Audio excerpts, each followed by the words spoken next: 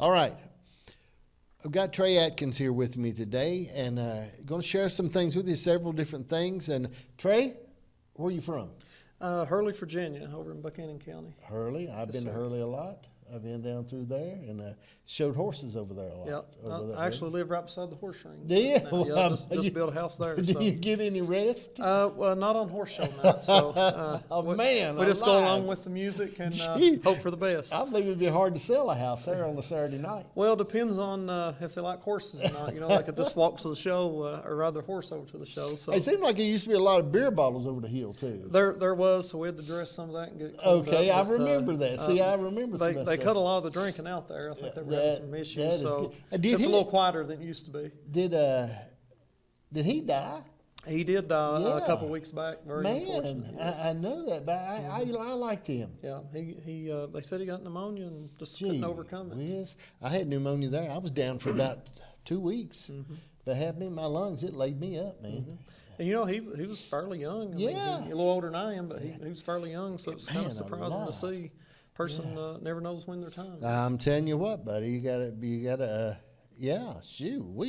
But we showed horses there a lot at Hurley. We used to, man alive, we'd be there, it'd be daylight. I'd have to leave out of there and come home and preach Sunday morning at the church. Yeah. I'd get my kids home in time to get them washed their faces and get them cleaned up a little bit. I've seen the horse ring, we call it, the horse ring full, the bottom there, and them parked up and down the side of the road. And you know, as you know, it's a fairly big bottom there, so a lot of horse lovers. And one night we was there, and my wife was in the car. She was sleeping because it's about 3 or 4 o'clock that morning, and I think she had, I don't know if she had my grandson was with her. I believe my grandson was with her in the car, and there was pretty good ruckus going on.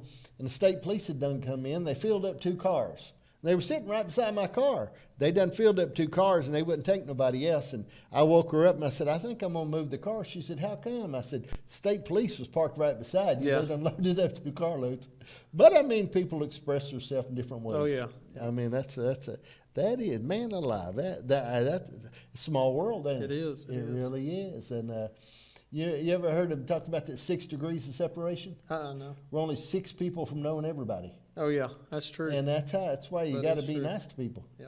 You don't know who you might be working for one day. That's true. Or who you might be renting from or something like that.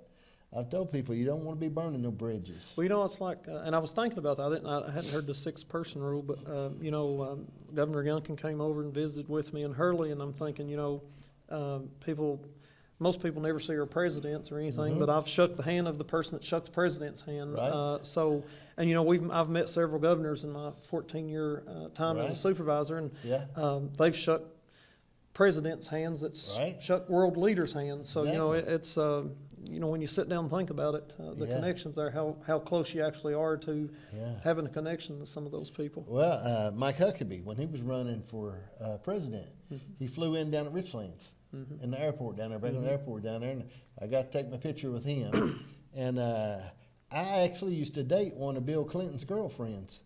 So if he knew Obama, so if you know me and I knew her and she knew him, see, it ain't 6 degrees, okay? All right, I mean, it's funny when you think about how close everybody is. And I mean, I've had job opportunities that come up because of the way somebody else treated somebody. They didn't treat them nice, and they called and said, how would you like this job? Or how would you like to do this position? But I don't know. I think, man, you got to take your time and be good to people. If you can't get out of the way, just get out of the way and leave them alone. And because stuff happens. Yep. I was thinking this morning how sometimes in life people get to thinking, in church, you know, we tend to think everything's either from God or the devil.